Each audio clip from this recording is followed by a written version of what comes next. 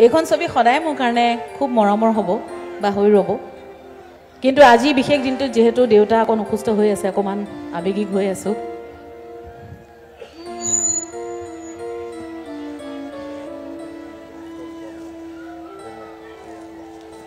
আজিৰ দিনটোত ইয়াতকৈ ধুনীয়া উপহাৰ আৰু একো হ'ব নোৱাৰে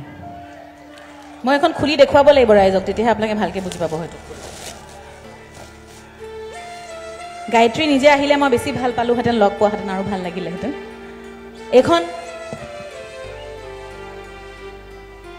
মই মোৰ মা দেউতাৰ কোলাত বহি আছোঁ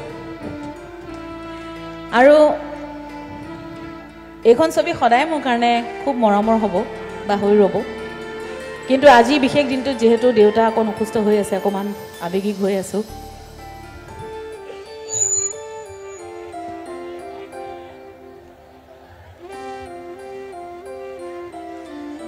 গায়ত্ৰীলৈ বহুত মৰম আৰু ধন্যবাদ জনাইছোঁ ধন্যবাদ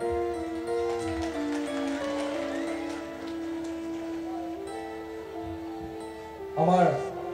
মুখ্য আমন্ত্ৰী মন্দিৰমন্ত্ৰীয়ে এই বছৰৰ আমাৰ যি স্মৃতিগত বসন্ত এই বসন্ত শিল্পী যোগ দিব